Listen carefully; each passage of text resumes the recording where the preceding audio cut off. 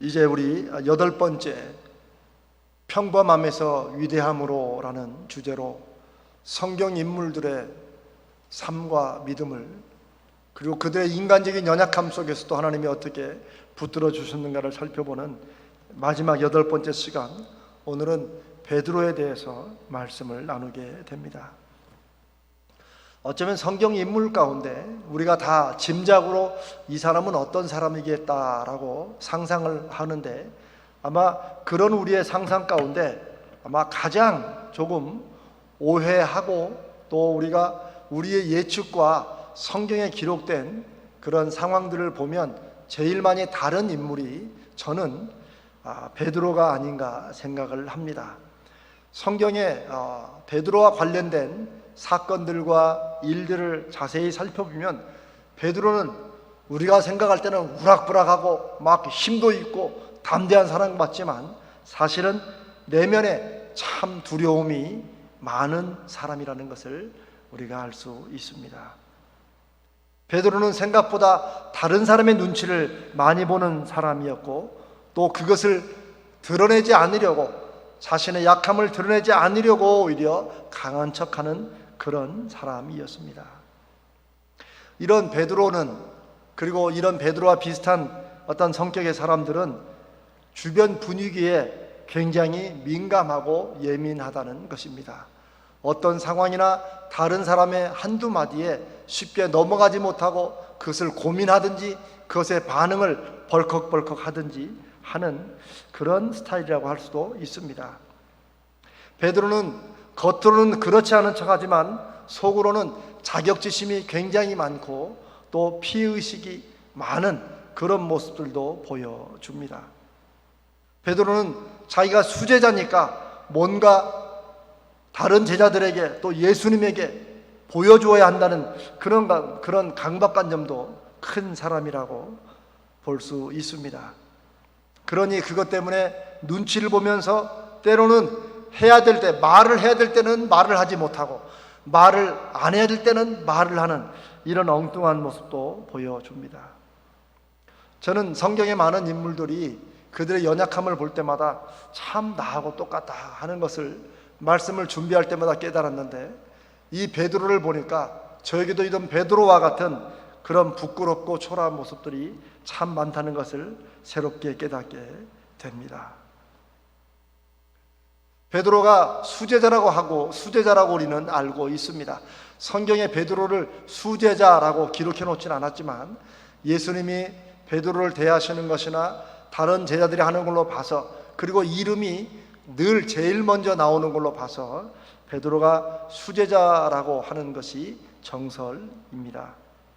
그런데 우리는 한번 질문을 던져봐야 됩니다. 사실 베드로가 예수님의 첫 번째 제자는 아니었습니다. 오히려 베드로는 동생 안드레의 전도로 동생보다 늦게 예수님을 만나고 예수님의 제자가 되었습니다. 이런 베드로가 어떻게, 그렇다고 베드로가 학식이 뛰어난 사람도 아니었습니다. 사도행전 기록에 보면 다른 대지상들과 서기관들도 베드로가 학식이 없는, 학문이 없는 평범한 사람으로 알고 있었다. 근데 그게 사실입니다. 그런데 이런 베드로가 어떻게 예수님의 수제자가 되었을까요? 분명한 것은 아니지만 많은 성경학자들은 아마도 베드로가 다른 제자들보다 나이가 제일 많았을 것이기에 수제자가 되었을 것이라고 그렇게 추정을 합니다. 왜냐하면 성경에 보면 베드로는 당시에도 이미 결혼을 한 그런 사람으로 나타나 있습니다. 성경에 기록된 베드로에 관련된 사건들을 보면 제가 지금 말씀드린 것이 단지 저의 상황에 대한 짐작이나 상상이 아니라는 것을 알 수 있습니다. 참 베드로는 많은 사건과 일과 연결되어 있습니다. 근데 그 중에 몇 가지만 보자면, 우리가 베드로 하면 잘 아는 마태복음 16장 16절에 베드로의 신앙 고백 같은 대답이 있죠.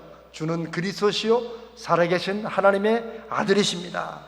참 그야말로 예수님이 너희는 나를 누구라고 하느냐라고 물었을 때 선뜻 베드로가 나서면서 대답한 대답치고는 정말 100점짜리 대답입니다. 예수님도 굉장히 칭찬하셨습니다. 내가 이 반석 위에, 이 베드로 위에, 그리고 베드로의 이 대답, 신앙 고백 위에 내 교회를 세우겠다고 말씀하실 정도입니다. 그러나 사실 베드로는 대답은 잘했지만 그 대답이 무엇을 의미하는지는 잘 깨닫지 못했습니다. 그리고 그 대답을 자기가 믿고 산다면 어떻게 행동해야 되는지는 한 번도 생각해 보지 않은 그런 사람이었고, 베드로와 다른 제자들은 역시 메시아를 예수님이 말씀하시는 메시아로 받아들이는 것이 아니고 자신들이 생각하고 기대하고 기다리는 메시아로 예수님을 자꾸 맞춰가려고 했던 것입니다. 이런 기막힌 대답을 하고 난 그 다음부터 예수님이 틈만 나시면은 이제 십자가에 죽으시게 된다는, 메시아지만 그리스도시고 살아계신 하나님의 아들이시지만 십자가에 죽으신다는 말씀을 자꾸 말씀하시자 베드로는 그 말을 듣자마자 성경에 강하게 항변했다고 했는데, 성경의 원문으로 살펴보면 베드로가 예수님의 이 몸을 붙잡고 한쪽으로 확 밀어붙이면서 다른 사람들에게 오히려 예수님을 겁박하듯이 절대 이런 일이 일어나서는 안 된다, 성경에는 절대 이런 일이 주님께 미치지 않을 것입니다 라고 말했지만 자기가 그렇게 하지 않겠다고 하는 말이 아니라 절대 이런 일이 일어나서는 안 된다고 하는, 예수님도 그런 생각은 하시지 말라고 하는 예수님에 대한 겁박 같은 그런 엉뚱하고 참 충격적인 그런 일을 하게 됩니다. 오죽했으면 예수님이 사탄아 내 뒤로 물러가라, 그런 행동을 하는 것은 베드로가 아니라 베드로의 지금 베드로를 붙잡고 있는 사탄이라고 주님이 말씀하셨겠습니까? 베드로는 수제자면서도 대답은 100점짜리를 했지만 사탄의 도구가 된 사람이고 사탄에 휘둘리는 그런 연약한 믿음의 사람이었습니다. 그리고 예수님은 네가 하나님의 일을 생각하지 않고 도리어 사람의 일을 생각한다라고 엄청나게 꾸지람을 하시죠. 이런 꾸지람을 들은 사람은 12제자 중에 없습니다. 또 한 가지, 베드로뿐만이 아니라 다른 12제자 모두가 예수님을 따르면서 바랬던 것은 그들이 정말 주님이 말씀하시는 하나님 나라를 향한 그런 순전한 믿음과 그런 마음 때문은 아니었습니다. 이들은 하나님의 나라가 이 땅에 임하면 주님이 실제 정치적이고 사회적이고 경제적인 권력을 잡으시고 그럴 때 한 자리씩 잡으려는 마음들이 다 있었습니다. 예수님이라는 확실한 분을 붙잡으면 자기의 미래가 보장된다고 인간적으로 믿었기 때문입니다. 이 마태복음 20장에 세베대의 아들들의 어머니, 즉 마리아인데, 이 우리가 알고 있는 사도 요한의 어머니도 바로 이 사건에 나타나는데, 한 번은 이 마리아가 예수님을 찾아와서 야고보와 요한 두 아들들을 예수님이 권능으로 임하실 때 주님의 나라에 한 아들은 좌편에 한 아들은 우편에 세워달라고 말합니다. 그게 무슨 말입니까? 좌정승 우정승 뭐 그런 거 세워달라는 거겠죠. 그러자 12제자들이 그 말을 듣고 엄청 화를 냈다고 마태복음 20장에 기록해 놓고 있습니다. 물론 베드로도 화를 냈죠. 그런데 왜 화를 냈을까요?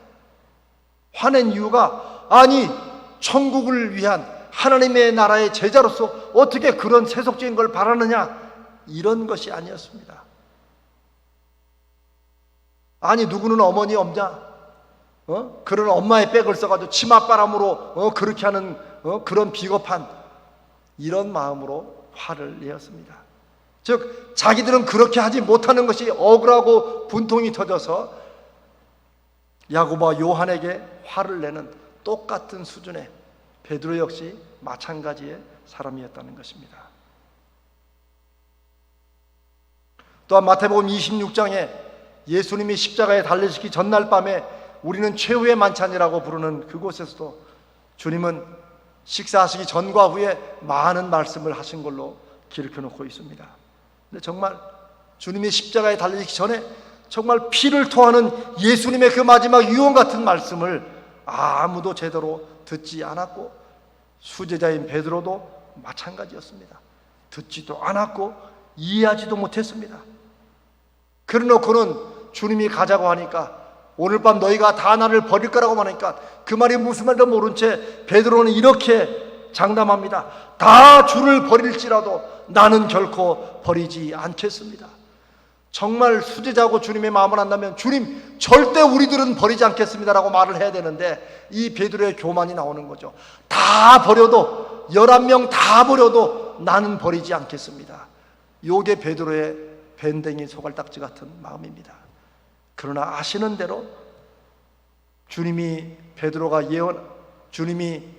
예언한 대로 네가 오늘 밤 다 굴기 전에 오히려 네가 나를 3번 부인할 것이다. 그리고 베드로는 3번 저주하면서까지 주님을 부인하지 않습니까? 예수님을 잡으러 온 군인들이 있었습니다. 요한복음 18장에 이제 마지막 때에 주님이 잡히시는 그때에 베드로는 숨겨뒀던 칼을 뽑아서 제사장의 종 중에 하나인 말고라는 사람의 귀를 휘두릅니다. 그런데 제가 설명이 길어질까봐 짧게 듭니다만, 여러분, 베드로가 언제 칼을 써봤다고 기막히게 겁만 주려고 귀를 쳤겠습니까? 아닙니다. 무술을 잘하는 사람은 이렇게 얘기한답니다. 칼을 처음 써본 사람이 너무 주변에 위협이 크니까 눈 감고 대충 휘둘렀는데 어떻게 다행히 급소를 찌르지도 못하고 그냥 피하는 사람 귀반 잘랐다, 이런 정도입니다. 베드로는 늘 이 상황을 피하기 위해서 자기 주머니에 칼을 준비하고 있었습니다. 그러나 그 칼조차도 제대로 쓰지도 못했고 주님께서 베드로를 말리십니다. 칼로 이르는 자는 칼로 망한다. 아마 베드로는 속으로 말려주시는 주님을 고맙게 생각했을지도 모릅니다. 왜냐하면 우리가 지난번에 다윗에 대해서 말씀을 나누었을 때, 만약 다윗이 이때 베드로였다면, 다윗이 예수님의 옆에 있었다면 어떻게 했었을까요? 다윗은 끝까지 그 주님을 잡으러 온 사람들과 자기 목숨을 던지면서 싸웠을 것입니다. 그러나 베드로는 주님께서 칼을 내리라고 말하자, 그리고 주님이 잡히시자 도망갑니다.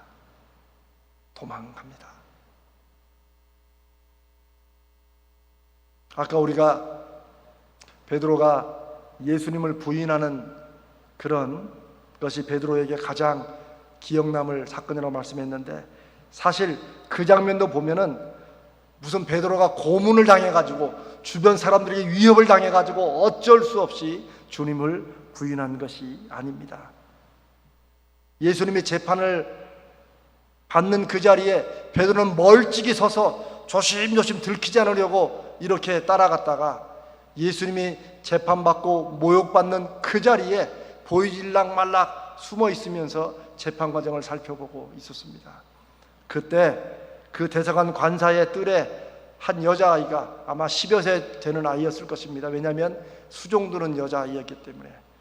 그 아이가 지나가는 말로, 우리로 말하면 사투리가 비슷한 거 보니까 당신도 저 사람과 같은 사람이 아니냐 라고 무슨 취조하듯이 막 부릅뜨고 물어본 게 아니고, 여자애 하나가 그냥 물어본 것입니다. 또 그 다음에도 또 몸을 피해서 또 물어보고. 그런데 베드로는 그 여자아이의 대답 하나에 그냥 눌려가지고 부인하고 마지막에는 저주까지 하면서, 저주란 건 심한 욕설을 한 거죠. 하나님 이름으로 저주하면서 내가 어떻게 저런 무슨 인간을 알겠느냐, 이런 식으로 짐작하면 될 것입니다. 그렇게 주님을 부인합니다. 그리고 성경에 보니까 그 부인하는 그 베드로의 눈빛과 주님이 마주쳤다라고 성경이 기록해 놓고 있습니다. 그렇게 3번을 부인하고 나자 닭이 울었습니다. 다 굴기 전에 네가 오늘 밤 나를 3번이나 부인하리라 한 그 말씀이 베드로는 생각나서, 베드로도 알고 있었어요. 부인할 때도 자기가 이러면 안 되는데 알면서도 두려움 때문에 그렇게 하고 나서 베드로가 밖에 나가 심히 통곡했다고 그렇게 성경은 기록해 놓고 있습니다. 그리고 예수님이 그렇게 십자가에 돌아가시자 베드로가 한 얘기는 나는 고기나 잡으러 가야겠다 한 것입니다. 주님을 3번씩이나 부인했지만 나름대로 회개도 하고, 더 중요한 건 부활하신 주님이 베드로를 만나셨다는 것입니다. 한 번도 아니고 여러 번 만나 주셨는데 베드로는 여전히 그 주님을 믿지 못하고 자기는 고기나 잡으러 간다고 한 것입니다. 베드로는 여전히 못 믿었던 것입니다. 어쩌면 주님을 영으로 본 것이라고, 실제로 부활하신 분이 아니라고 생각했는지도 모릅니다. 그러니 자기가 잘할 수 있는 것, 자기의 생계를 위해서 그저 옛날 그 직업으로, 고기를 잡는 직업으로 돌아간다고 생각한 것입니다. 예수님의 부활을 믿지도 않았고 기대하지도 않았고 그런 말씀을 주님이 하신 것도 기억하지 못했던 베드로, 예수님이 부활하셔서 그런 자신과 제자들을 만나 주셨음에도 불구하고, 만나서 부활한 주님을 만났음에도 불구하고 옛날 직업인 고기 잡는 일로 돌아가겠다고 하면서 다른 제자들을 다 데리고 갈릴리로 돌아간 사람이 바로 베드로입니다. 오늘 본문은 이런 베드로를 주님은 끝까지 포기하지 않으시고 다시 갈릴리로, 처음 베드로를 만났던 그 장소, 그 상황 속으로 주님이 돌아가시는 그런 사건입니다.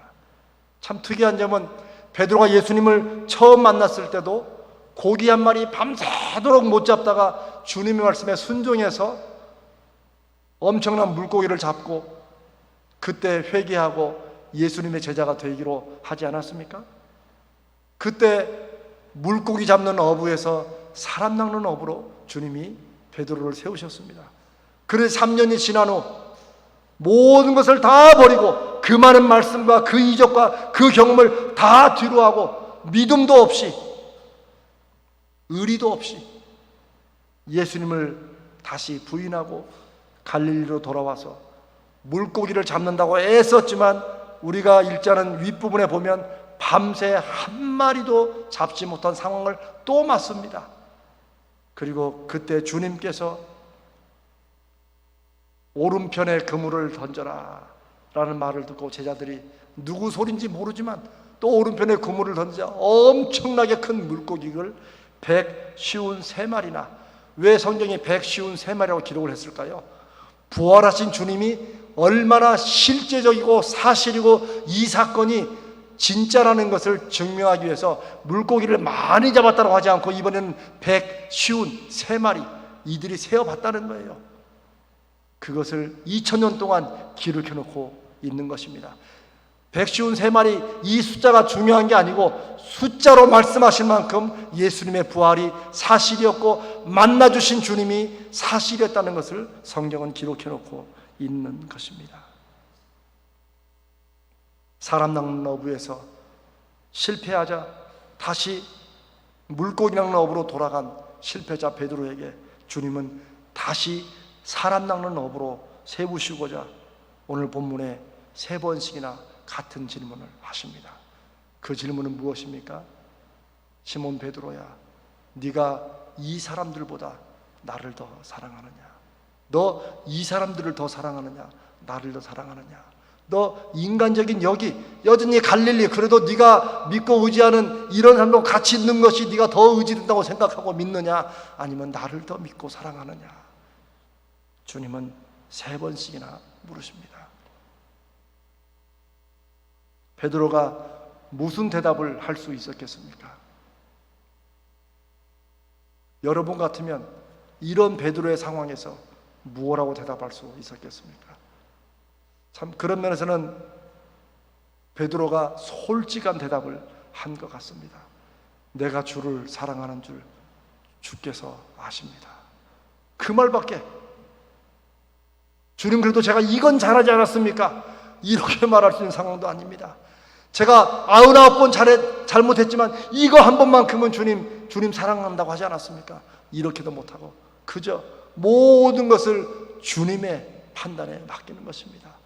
내가 주님을 사랑하는 줄 주께서 아시지 않습니까? 주님이 아십니다. 저의 실패도, 배신도, 비겁함도, 연약함도, 탐심도, 시샘도, 부끄러운 생각도 주님이 다 아시지 않습니까? 그래도 마음 한구석에 주님을 향한, 그래도 꺼지지 않은 이 작은 사랑하는 불꽃 하나 있는 거, 간신히 그 불씨 하나 있는 거 주님 아시지 않습니까? 저 그거밖에 없습니다. 주님을 위해서 활활 불을 태울 수도 없고 그저 가물가물거리는 불씨 하나 가지고 있습니다. 저는 베드로의 주님이 아십니다라는 마음속에 담겨 있는 것이 이런 마음이라 생각됩니다. 저도 이런 적이 여러 번 있었거든요. 베드로는 한 번이지만 저는 여러 번 있었거든요. 베드로의 이 모든 단점에도 불구하고 주님은 베드로의 마음을 아셨기 때문에 그 마음속에 그래도 주님 향한 그 순수함과 하나님 나라를 위해 크게 쓰일 이 사람을 그럼에도 불구하고 붙들어 세우시면 어떻게 쓰임받을지를 주님이 아셨기 때문에 베드로를 다시 세우십니다. 그건 베드로가 위대한 제목이 될 만한 사람이어서 그런 것이 아니고 지난 3년 동안의 그 많은 실패에도 불구하고 베드로에게 성령이 임하시면 하나님이 어떻게 쓸 수 있을지를 주님은 알았기 때문에 이 베드로를 다시 붙잡아 주시는 것입니다. 주님 다 아시지 않습니까? 그래도 그렇게 고백하는 베드로의 진실된 고백 하나가 주님의 마음을 저는 움직였다고 그렇게 생각합니다. 물고기 낚는 어부에서 사람을 낚는 어부로 완전히 인생이 뒤바뀜되었다가 다시 믿음이 없어 물고기 낚는 어부로 추락했다가 다시 사람 낚는 어부로 주님은 세우시기까지 끝까지 베드로를 놓지 않으시고 다른 제자들도 놓지 않으셨다는 것입니다. 마찬가지로 주님은 부정한 종을 놓지 않으셨고 저와 여러분을 놓지 않으신다고 믿습니다. 우리가 믿음으로 끝내 설 수 있는 것은 우리의 강한 믿음 때문이 아니라 우리를 연약함에도 부족함에도 부끄러움 중에도 우리를 붙잡아 세우시고 결코 우리를 포기하지 않으시는 주님의 사랑 때문임을 믿습니다. 그리고 예수님은 베드로가 정말 끝까지 주님을 믿고 믿음으로 살 때 그 인생의 끝이 어떻게 될 것인가를 다시 예언의 말씀으로 해 주십니다. 그게 18절 말씀이죠. 내가 진실로 진실로 네게 이르노니 젊어서는 네가 스스로 띠뛰고 원하는 곳으로 다녔거니와 늙어서는 내 발을 벌리리니 남이 내게 띠띠우고 원치 아니하는 곳으로 데려가리라. 19절에는 아예 이것에 관한 설명이 나와 있습니다. 이 말씀을 하심은 베드로가 어떠한 죽음으로 하나님께 영광을 돌릴 것을 가리키심이라. 즉 이것은 베드로가 마지막에 어떤 죽음으로 하나님께 영광을 돌릴 것인지, 즉 베드로가 어떻게 믿음으로 자신의 죽음을 통해서 믿음을 보일 것인지를 말씀하고 있는 것입니다. 젊어서는 베드로도 띠뛰고 마음대로 다녔다. 예수님을 따라다닌 그 3년 동안도 베드로는 띠뛴다는 거, 허리띠를 맨다는 거예요. 내가 허리띠를 미고 내가 가고 싶은 곳으로 내 마음대로 다녔다는 것이죠.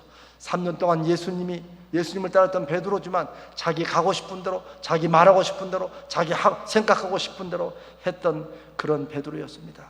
그러나 주님을 만난 다음에는 이제는 네가 믿음으로 사는 것은 네 발을 벌리는 것이다. 인생을 네 뜻대로 사는 것을 이제는 포기하고 사람들이 너를 네가 설령 원치 않는 것으로, 네가 예상하지 않고 기대하지 않고 네가 기도한 것은 그게 아닐지라도 네가 사람들이 이걸 맡길 것이다. 환경에 그걸 맡길 것이다. 왜요? 환경을 주관하시는 분은 하나님이시기 때문입니다. 저는 그런 건 싫어요. 저는 그런 기도는 싫어요. 저는 그런 길은 싫어요. 저는 그런 응답은 싫어요 라고 말했던 베드로에게 모든 것을 합력하여 선을 이루시는 하나님께 팔을 벌리고 맡기는 것입니다. 그럴 때 하나님이 어떻게 일하실지를 보여주신다는 말씀인 것입니다. 믿음이 없을 때 베드로는 모든 것을 버리고 주님을 따른다고 말은 했지만 사실은 자기가 가고 싶은 길, 원하는 것이 있어서 주님을 이리저리 재며 따라다녔던 것입니다. 그러나 이제는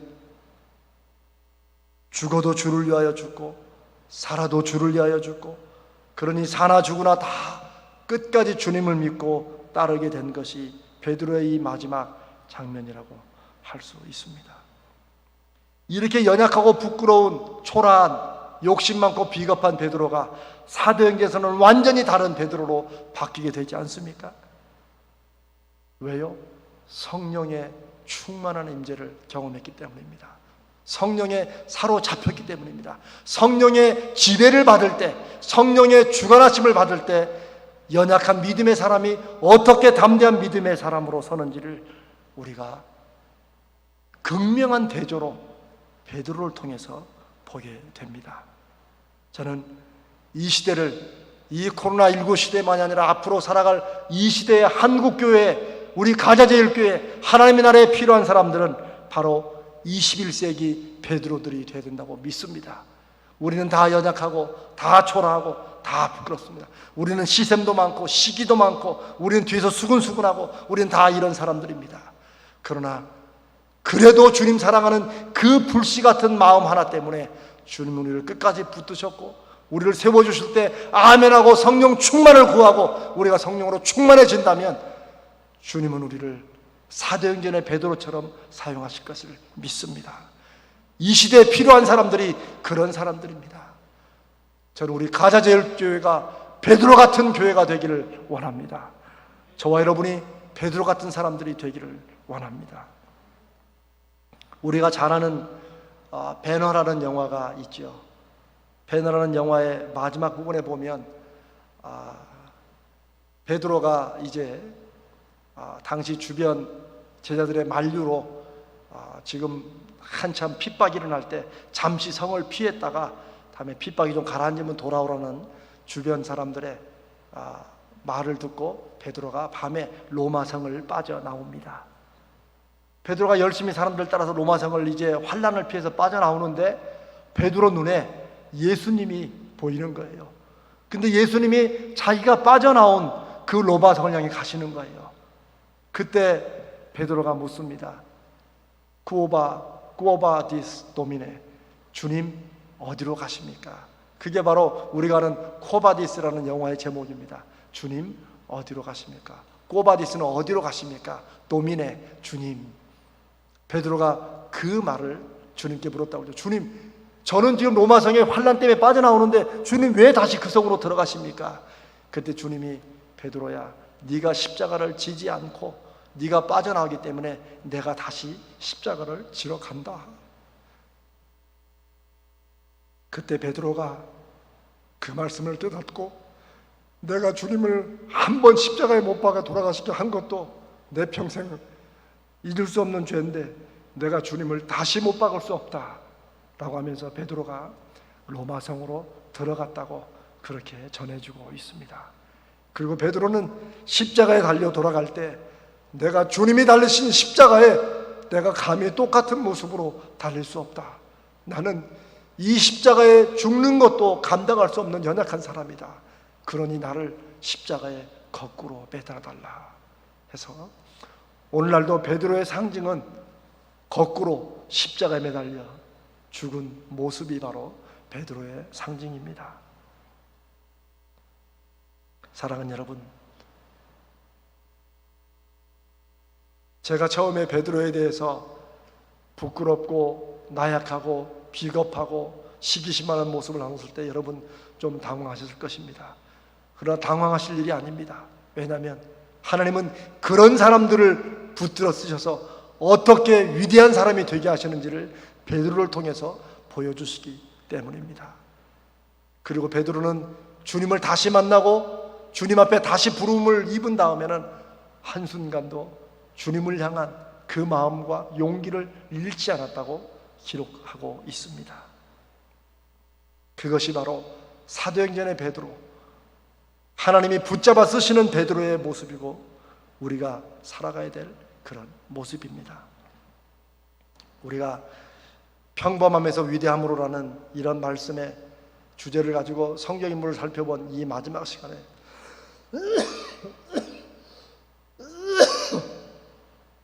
이 베드로를 살펴보게 된 것은 하나님의 인도하심이라고 믿습니다.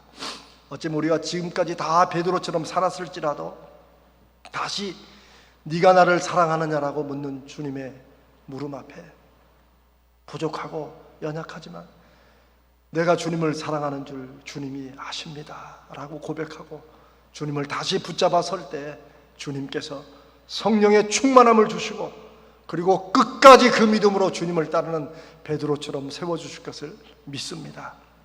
오늘 이 시대에는 하나님이 이런 베드로와 같은 끝까지 주님을 성령 충만하여 붙드는 이런 하나님의 종들이 필요한 시대라서 이 말씀을 함께 나누게 하셨다고 믿습니다. 정말 한 번 더 기도하옵기는 저와 여러분 모두가 우리 남은 삶을 살아가는 동안에 다시 사람 낚는 업으로 부르심 받은 이런 베드로, 성령 충만한 베드로 되시기를 축복합니다. 우리 가자제일교회가 그런 베드로와 같은 교회 되시기를